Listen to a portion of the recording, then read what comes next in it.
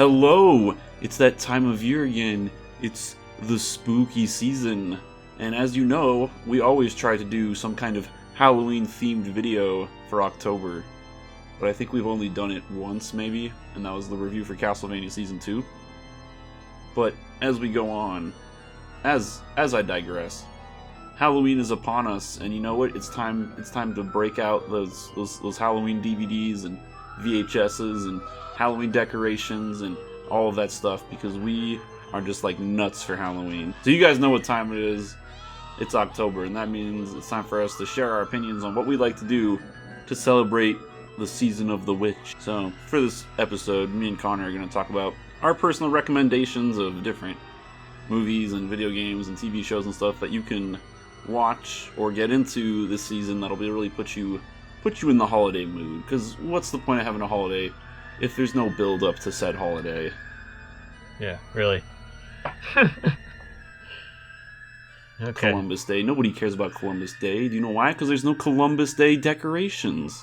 That's why. Yeah. I don't even remember when Columbus Day is. Yeah, probably in April. I don't know. No, I think it's in October. Oh. Is today Columbus Day? Leave a comment. No, it's always a Monday. Oh, okay. It's always that makes sense. Yeah, because I always remember we got that day off in school, or we sometimes did. Yeah, school. What a mess. What a real horror show, am I right? Yeah. Alright, let's get started. So we'll probably start with movies. I'll let you go first, Connor. Alright. So, as you probably know from this channel, we are a big fan of cult films, or cult-ish stuff. So my first recommendations are the first two Evil Dead films. Now, the first film is more of a, typical horror film, kinda. Very, very low budget.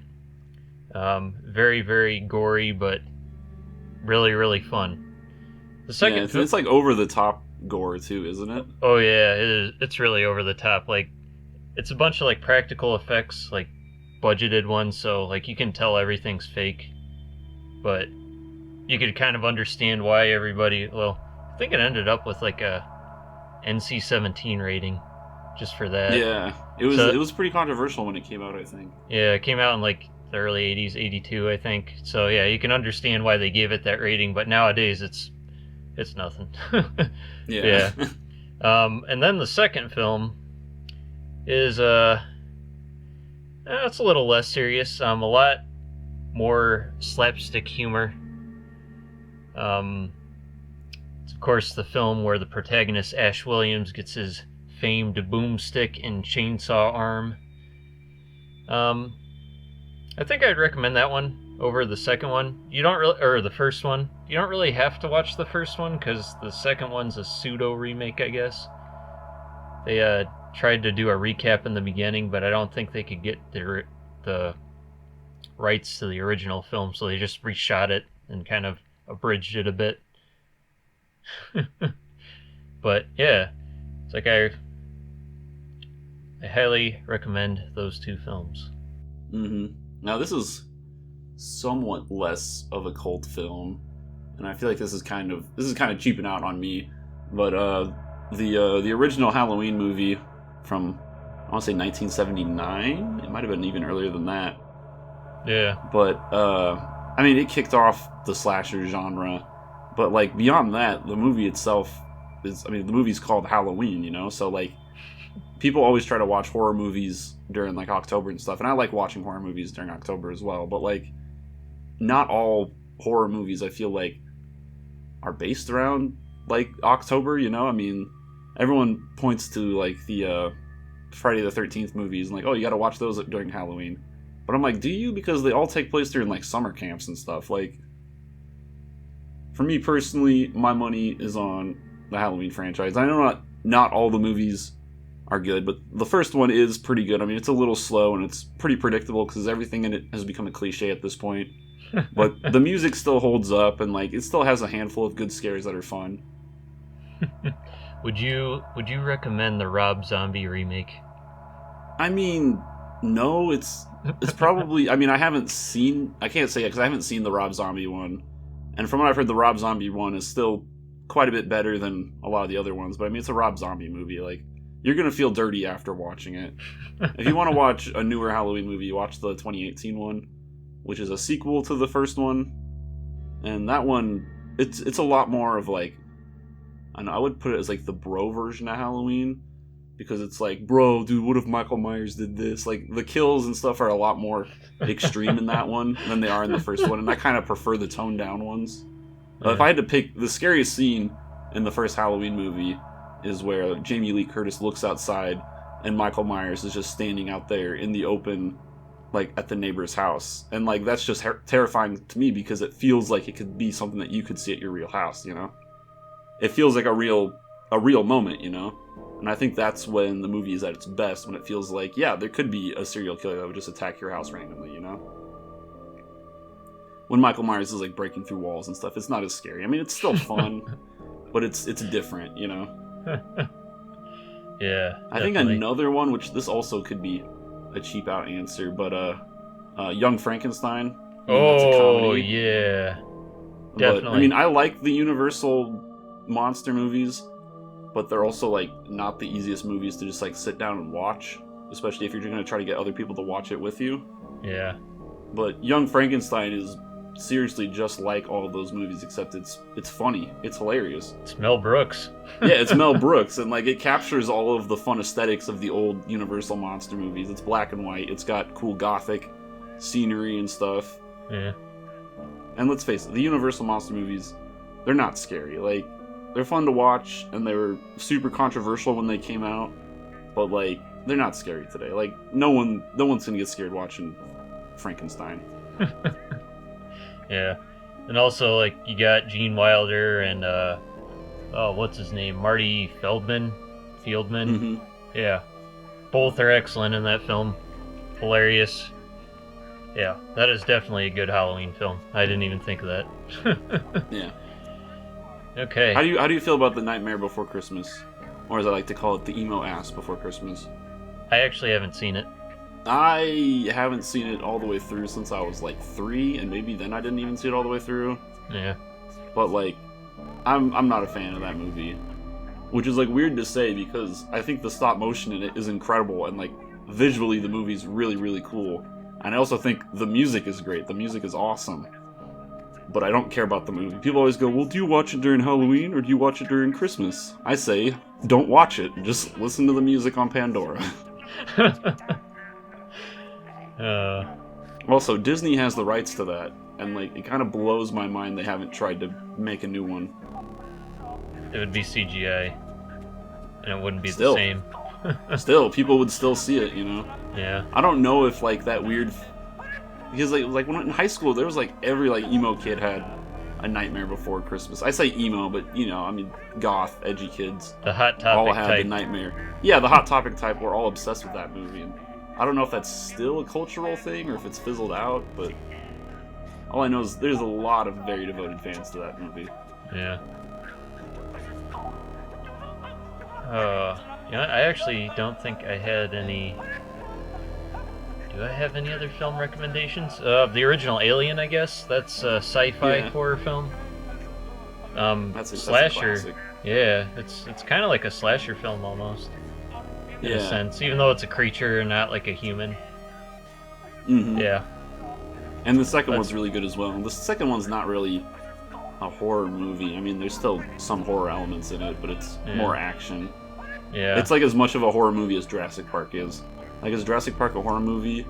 Yeah, I guess so, but like, that's not what you immediately think of. Yeah. That might be a running. You want to move on to theme. like movies and TV shows? Oh, it's just Very TV shows, I mean? Yeah, go on to TV shows. Okay, cool. So, here's one for me. This is a new one.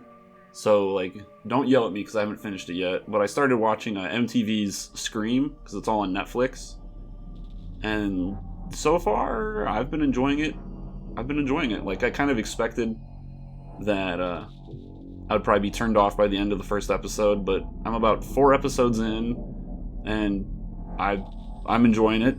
It's to pretty much summarize it. It's it has nothing to do with the previous Scream movies. And, like, the killer in it doesn't even wear, like, the Scream mask. It's, like, a different mask and, like, a different origin story. And there's still stuff in there, like, there's quite a few, like, fourth wall breaks. And, like, they do the phone call tricks. But to summarize what it is, it's just a bunch of these awful teenagers in high school. And they're just all just getting killed off. And, like, it's fun because you hate all of the characters in it. And they're all terrible people. And, like, every single one of them could be the killer. I don't know who the killer is yet, but, like, it could be any single one of them. And it's like, I mean, it is your kind of, like, cheesy teen soap opera stuff, but the characters get killed off, and, like, the kills are pretty entertaining, and, like, the killer looks cool and stuff like that. So, like, I'm gonna keep watching it. I think in the second season, the killer does wear the classic Scream mask. But in the first season, it's like it's like a weird, like, deformed face mask. Which, it sort of looks like the Scream mask, like it's white and it's got, like, an open mouth, but it is visually quite a bit different. So, that's one show I've been watching recently. It's kind of like what Riverdale is trying to be. Like, I don't know if you've seen Riverdale, but it's just this really dumb CW show. And it's, like, trying to be, like, dark and edgy, but everyone just feels like a robot. And, like, nothing that dark is really even happening. I mean, like, there's a little bit of stuff, but, like, it's just not a good show. I can't watch it. And this show's like that, but, like, the characters are getting killed off all the time, so who cares? And the characters act slightly more like real people. Yeah, I didn't even know that was a thing, this Scream series. It was pretty new. I think the first season came out in, like, 2017, and then I got a second season, and I think it's canceled now. Huh, shame. So, you haven't finished it yet, so you wouldn't be able to say that's pretty much all I have to say about it. Yeah, I mean, I haven't finished the show. Yeah, so I wonder if they resolved it, like the storyline or whatever. Yeah. They probably did before they canceled it. Like I said, I think the second season follows different characters. It's like a kind of like American Horror Story, where each one's like an anthology. Oh, okay. That's interesting. Which I haven't seen American Horror Story. Maybe that should be on the list. I don't know. Yeah. I've only seen part. Like, I remember my roommate was watching some of it once, like when I was, like, doing something else, and I was, like, hearing part of it. It's like, I think it was the Coven one. It's like, this all sounds really stupid. What is it? You know, the Haunting of Hill House? That's kind of how I feel about that. Like, I watched, like, the last 3 episodes of that, and I was like, wow, this is really cheesy and predictable and not scary. And then I got on the internet, everyone's like, this is the greatest horror show ever written. It's so smart. And I'm like, I didn't see that. Yeah, I just saw a bunch of really predictable jump scares. I don't know, we're contrarians when we want to be. Yeah, it's true. Yeah.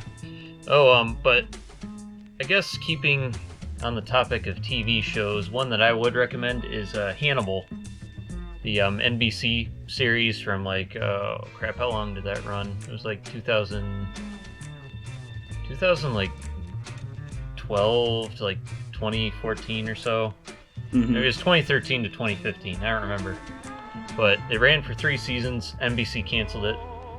But I don't know, it was pretty good. So basically what it is it starts off as a, I guess, prequel to, like, the Hannibal Lecter films, kind of like Silence of the Lambs. So he hasn't been apprehended yet.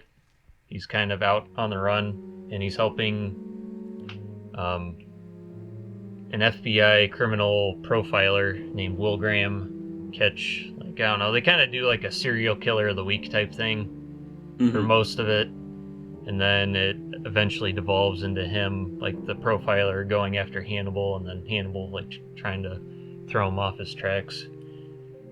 But it's got Mads Mikkelsen in it. Oh, yeah, he's excellent in everything. So. Yeah, he's Hannibal Lecter. I think he's second to Anthony Hopkins, but then again, I haven't seen. Crap, I think the only other person to play like the adult Hannibal Lecter was Brian Cox, but I haven't seen the film in which he's in, Manhunter. Mhm. But yeah, it's a very good series. It's more of a psychological horror, I would say. Like it gets into your head. Second season is probably one of the best seasons of TV I have ever seen. Just with the way it throws you off and everything, like the way it sets everything up. First season is kind of hit or miss, I would say, for some people. And I haven't seen all of the third yet. I probably should have by now because of how long it's been off air. But yeah. A warning though, like it's a surprisingly like violent series for one that was actually aired on like, standard TV. Mm-hmm. I mean, like I'm pretty sure they're showing like the uncensored versions of the episodes on like whatever streaming service it's on. Yeah, streaming or DVD or whatever you have. Yeah.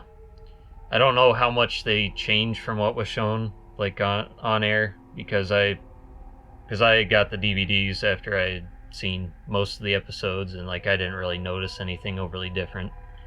But yeah, that's just a forewarning, but it's an excellent series. I highly recommend. All right, cool. So the series I'm going to recommend now, this was one that I got into last Halloween, and this also fits very highly underneath like the cult standard, but it's Garth Marenghi's Dark Place, and there's only 6 episodes. They've never been released on like DVD or anything, but they're all on YouTube. And like the premise of it is that it's supposed to be like this Stephen King wannabe guy going back and revisiting this horror show he created in the 80s.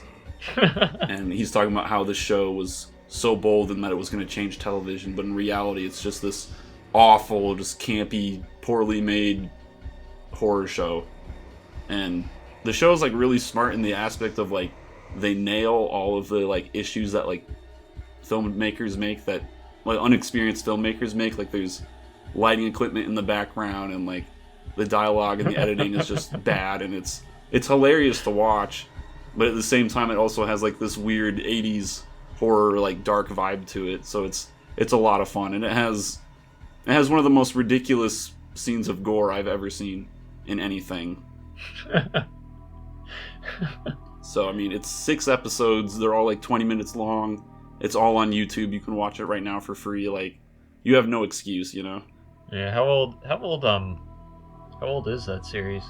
So it came out in like the early 2000s, I think, but it's filmed to look like it was made in the 80s. So okay. It looks like it's a lot older than it is, and the whole time it keeps cutting back to the actors in quotation marks, like talking about how they made the scene and how they felt about it and stuff. And there's like subplots where it's like highly implied that some of the cast members murdered one of the other cast members and stuff like that.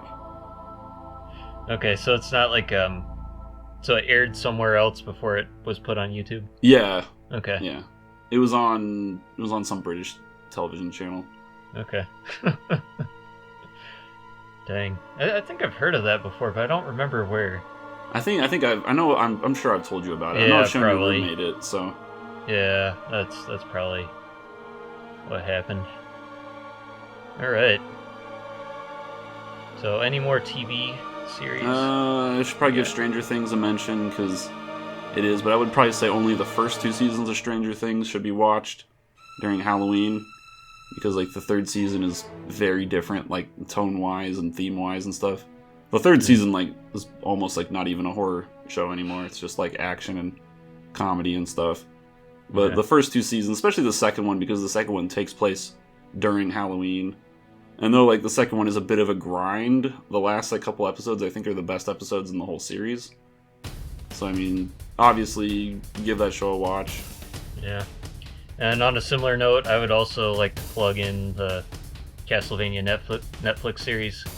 Even though like it's not as much a horror series, I guess, but it's got a little bit of horror in it. But I don't know. But again, it kind of nails the Halloween gothic horror aesthetic. Yeah. You know, it's got dark castles, it's got vampires, it's got werewolves, it's got vampire hunters and stuff. Like, It's got demons. it's a fun. It does what it needs to. Yeah.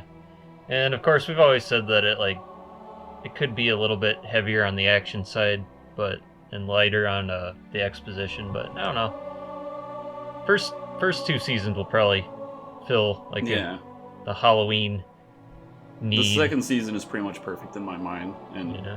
it nails the Halloween aesthetic and everything. Yeah.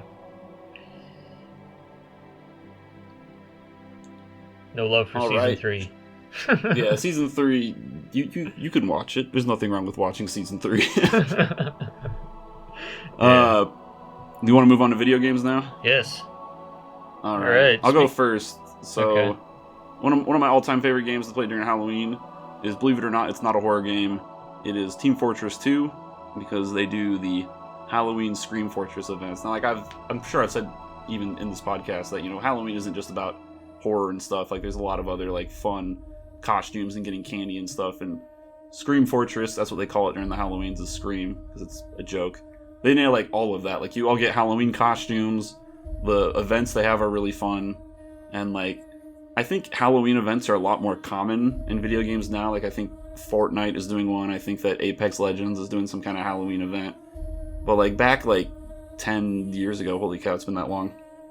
Like, it was the only game I'd ever heard of that did that, you know? Like, it was crazy to be able to play Team Fortress 2, but you're able to do like the thriller dance, and you can fight ghosts and stuff, and there's fun like new unlockables you can get. So I've spent way too many hours playing that during Halloween.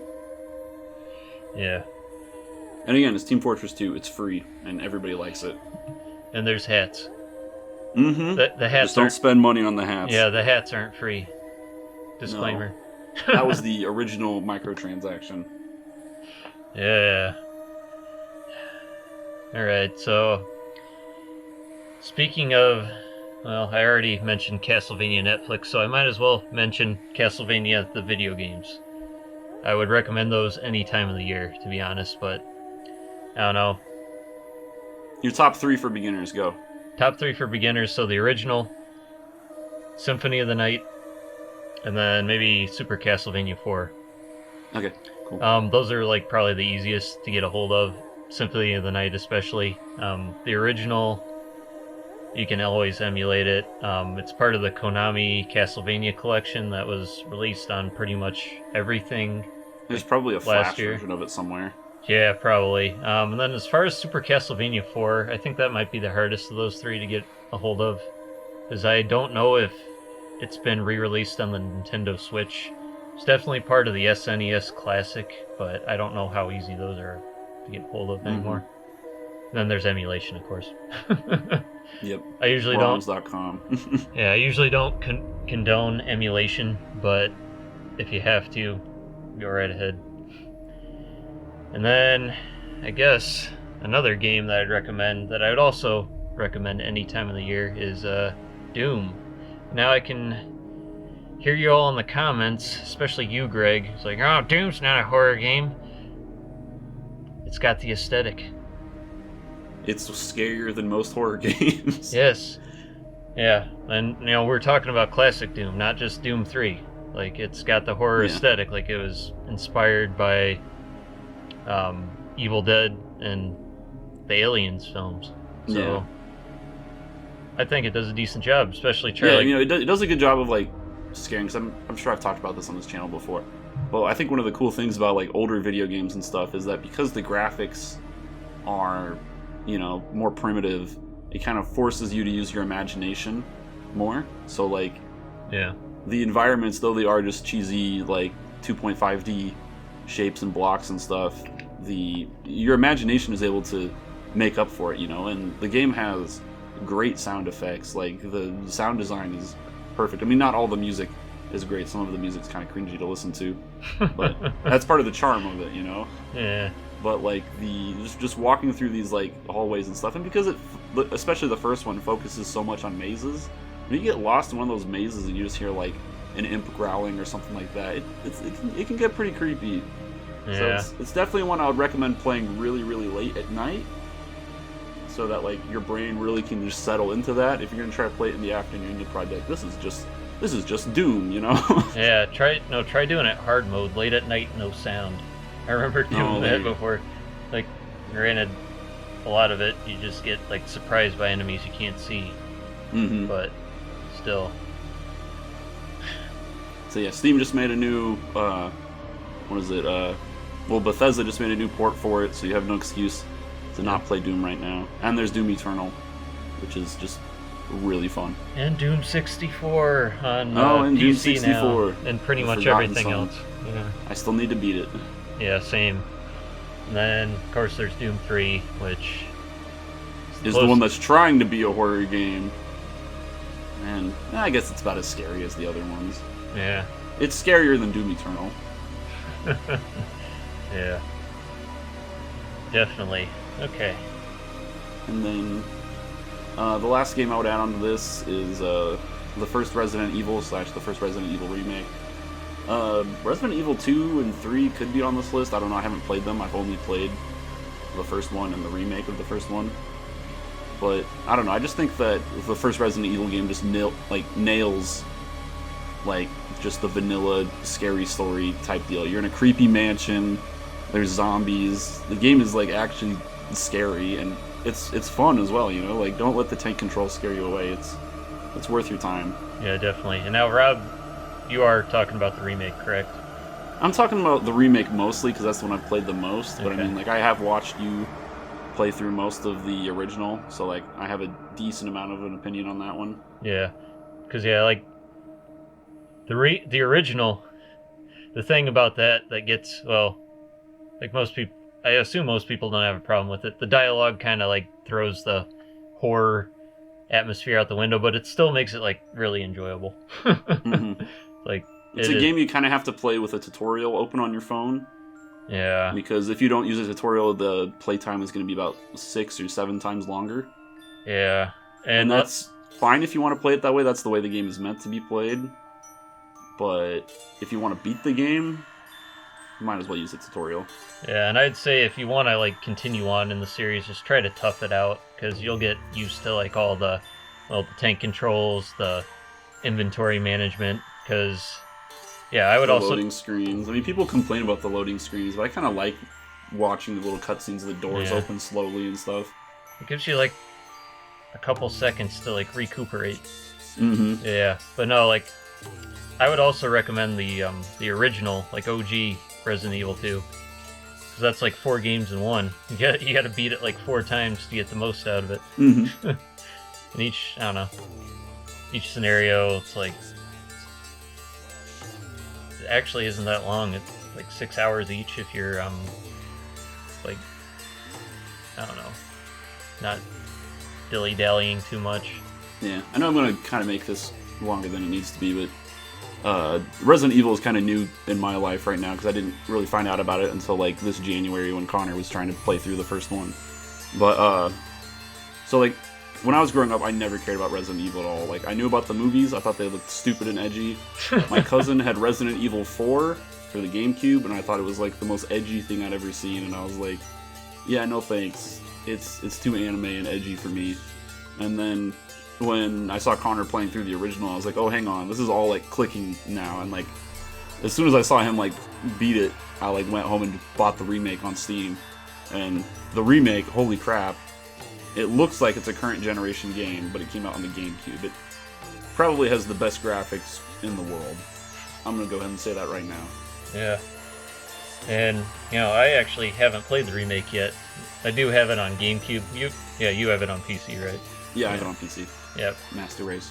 I might end up buying it on PC. I don't know. It's not too expensive. I think it's like Oh, no. $15. I think I got it on sale though, so who knows? Oh yeah, definitely. But yeah, it's like, it's just another way to play it. Mm-hmm. And like it's a different way to play it as well. So if you're like an old school fan, the remake isn't just going to be replaying it with shinier graphics. Like they have stuff in there specifically to throw you off, which is really cool. Oh yeah, like new story paths, like new areas, new enemies, New traps. Yep. Yeah. So yeah, it is a remake. It is like the perfect remake, kind of like what Doom 2016 is to original Doom. Yeah, I'd say that's a really good way to put it. Yeah. I don't know. That's more of like almost an entirely different game, but still. Yeah, I it still don't wanna get nails into what makes the old one good. Yeah. All right. Crap. This is longer than I thought. I think that's everything. So here's the twist, okay? Here's the surprise ending. Because every good horror podcast have to have a surprise ending.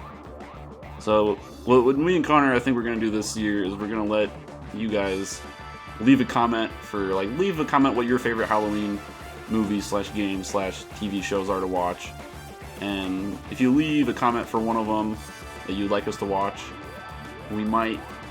What we're going to do is we're going to do a recommendation. And you guys recommend what you want us to review for Halloween, and we'll do a podcast and release it on the Witching Hour itself. Yeah. So it can be anything. It just has to be somewhat related to Halloween. Yep. And we have some other stuff we'll probably throw out there too. Nothing really set in stone, but we would like to get a couple things out. Still working away at Junji Ito and Uzumaki related stuff. So be on the lookout for that too. Just hopefully hopefully that doesn't take up all of our time. Yeah, hopefully hopefully. I'm gonna try to see if I can get most of the one of the Junji Ito videos knocked out this weekend. Yeah. All right. Well, I think that wraps up the show for today. Leave that big fat comment and tell your friends, and we will keep making these because we enjoy doing it. Yes. All right. Peace out. Bye. Bye.